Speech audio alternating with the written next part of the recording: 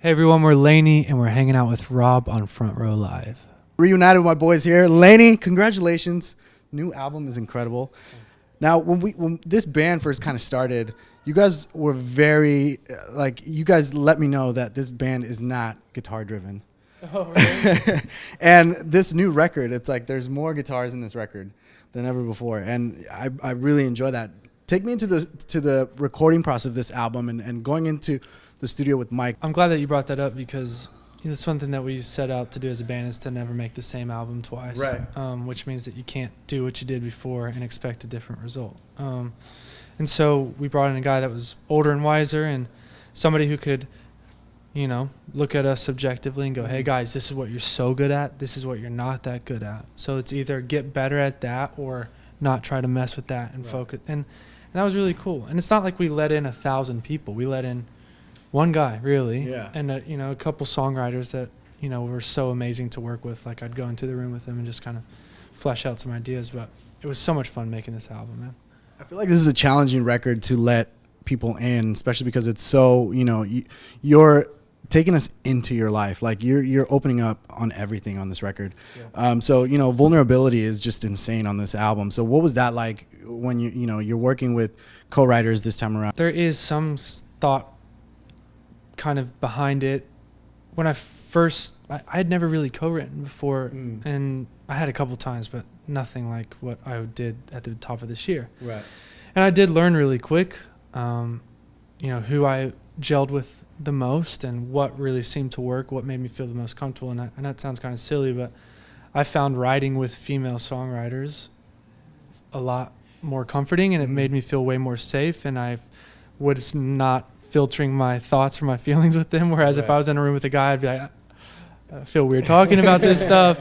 I think it goes back to like when you're a little kid, like when something goes wrong as a kid, like who do you run to first? Right. Your mom. And so that was amazing for me to kind of work with some incredible female songwriters who, lent an ear and a heart and allowed me to kind of process and figure things out. I also found that the more I talked before we started writing, the better the song normally turned out to be, because you hear yourself. It was very therapeutic.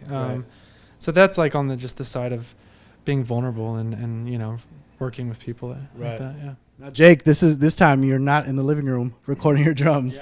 Yeah. How different was that being in the studio and doing it, and how much better was that for you in order to like kind of expand with your drumming? Yeah, it was a fun new experience because like what we did before was so much fun because it was like a lot of Les and I, moving around mics and drums and drums I've collected all my life. We would just mess around with everything. So like that's like our first record, and the EPs before that were like such a blast to experiment with Les on that.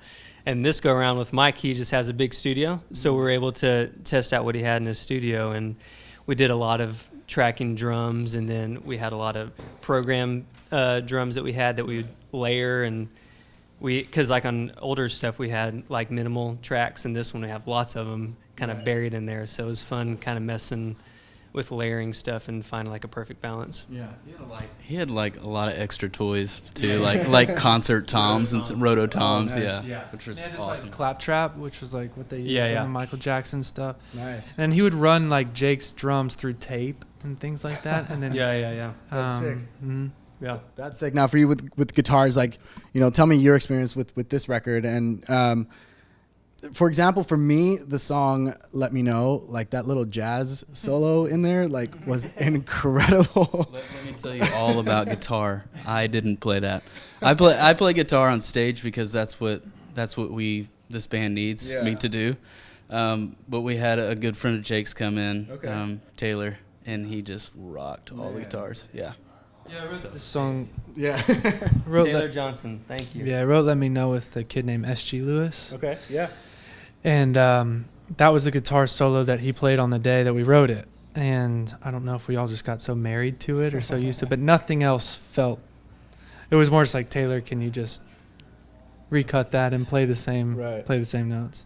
But man, we had so much fun with the guitar, and hearing parts, just because we play other things. Like I'm pretty good at piano, but I'm awful at guitar. But that doesn't mean that we can't put guitar in our songs. Right. And hearing things in my head and in Les's head, and and be like, dude, I can't play that, but Taylor, can you? Like, and we'd hum parts to him, and he'd like, cool. and also he had some really incredible instincts on the album. That's cool. Speaking about writers, like you guys also collaborated with Sasha, who I've been so excited about for the last couple of years. Like her stuff is just incredible. But you know, what was that writing process like with her? Because I mean, I feel like her writing is just next level. Yeah, so that was my first co-write of the year. January 4th was with Jake, Sasha, and Nolan Lambrosa. And I think right off the bat, I just knew that Sasha was like a monster songwriter. It's just even melodically, just the things that she would kind of spit out. Yeah. I'd always just leave my phone on record because if she was going to sit by me at the piano, I didn't want to miss anything. But like I said, right off the bat, that was somebody I knew I really wanted to like dive in with, and I knew I could trust from the get-go. So she was with me on quite a few of the songs on the album. Right. Now back to you, like since you weren't, you know, as involved with producing and mixing this record, like how was that for you? You were able to, you know, focus more on your stuff? Yeah, well, mostly it's pretty cool to watch somebody do something like kind of a different way, you know. Like Paul said, Mike ran a lot of stuff through tape, which I've always been a huge fan of, but obviously I don't have a tape machine. Right. Just watching him do some of that stuff and it's really cool. Yeah. Now through these tears, like that piano intro, like halfway through the song, incredible. But watching the music video, like it was very uncomfortable to see you in the hospital like that. Like don't ever do that to any of us again. And I'm sure the fans feel the same way. But you know, talk to me about that song because I feel like that's the most powerful song right now on this album. Oh, really? Thank you, man. But that was, I don't know. It was written pretty much halfway through the writing process for the album. The verses were rewritten several times, which is something I'd never done. It's super hard. Even though if you know the verses aren't that good, it's really hard to rewrite them to make them better because it's like just glued in your head. But we did completely rewrite them, and we wrote it on the piano, but we didn't know where the piano actually fit. Yeah. The main part of that piano is like the da-da-da-dum-bum. And it was really cool for us to explore as a band. Like all three of us were in the room and with Mike trying to figure this song out. It was such a puzzle and a mystery. How do we fit so much at the end of this song? And then, you know, the journey in the song, because it's very sparse in the beginning. Right. And then you have like the vocal chops in the beginning that reintroduce themselves at the end. But it really is fun, man. There's so many layers, and we went back and forth between like whether it should be a 2-bar break or a 4-bar break before the piano. A lot of math for this record. Yeah, man. So, but we finally, you know, figured it out, and it's really cool. Like, it's such a weird moment in the song, but people seem to really appreciate it. It's like climactic right there. Like, makes me think that we should do like more off the wall stuff. Can't wait. just follow your gut. One thing I keep hearing from other artists is when they go into the studio, they don't think too much about the process. Just, you know, do it. Because I mean, that came out of it, and it's amazing. Thanks, man. Yeah. Now, biggest challenge creating this record, what would you say that would be, Jake or Les? Which one? I don't know. I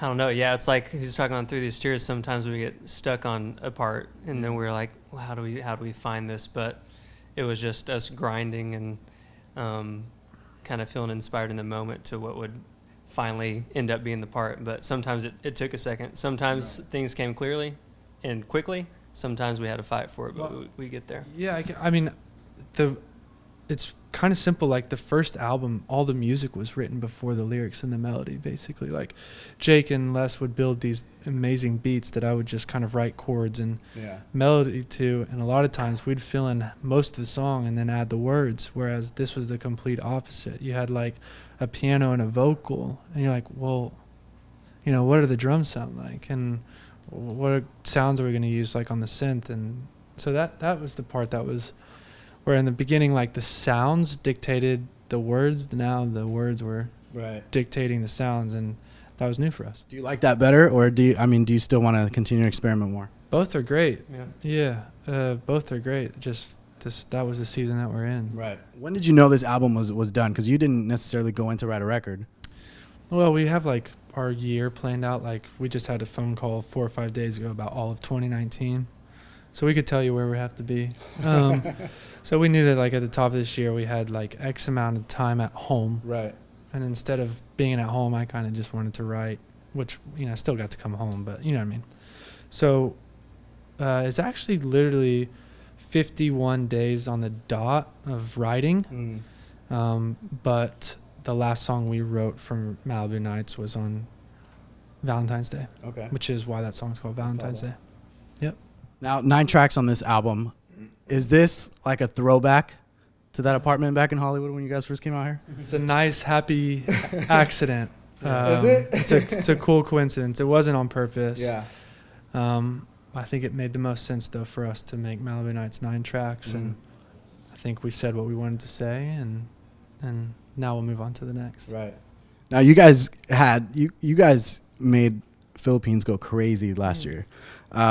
First arena show for you guys as well, and like just seeing that, I grew up with a lot of Filipino like friends and family and stuff like that, so it's like Filipino? I'm not. They say I'm Filipino at heart, but you know, it's like that magnitude that chaos that you guys created with your music in Philippines. Like, what was that experience like for you guys? Because it just looked like you guys couldn't even breathe, like when you guys stepped foot in there. That's exactly what it's like.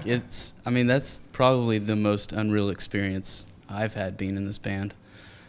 And we did it 2 nights in a row. It's crazy over there, and we love the Philippines. Yeah. Now, what's next for you guys right now? You guys are on that North American tour, which is pretty much sold out. 2 shows here at the Palladium, which is insane. What else can we expect for LANY? Just so many shows next year, man. And I think that's the best part about making music, is it's allowed us to go and play for people and really kind of take what people hear and connect it in real life. So we're going to be on the road so much. We haven't really announced it yet, but we are going to South America for the first time. Nice. They were just going to go everywhere, and then we'll put out more music. Awesome. So, yeah. Now, there's been a song that's been stuck in my head, and I might butcher it, but I wonder if you guys know it. It goes, "Whoa, yeah, you need to communicate." Oh, this guy. Do you guys know what I'm talking about? What are we talking about right here? Talking about worlds, Les Priest on star vocal. Heyo. Who was singing that vocal? Because it was driving me crazy. I was trying to figure out. Was it you? That's me, yeah. If it's a vocal, it's not me. It's not you at all. Sometimes I'll even play it for like family members. Like my wife's family had never heard it, and she played it for them, and they were like, "That's Wes? What? It doesn't sound like you." That's me." That's crazy. Well, guys, thanks for hanging out with me again. Congratulations with the new album and the Palladium and the North American tour that's sold out. You guys be sure to pick up the new record. It's out now, Malibu Nights. Check out LANY if you haven't already, and thanks for watching on Front Row Live.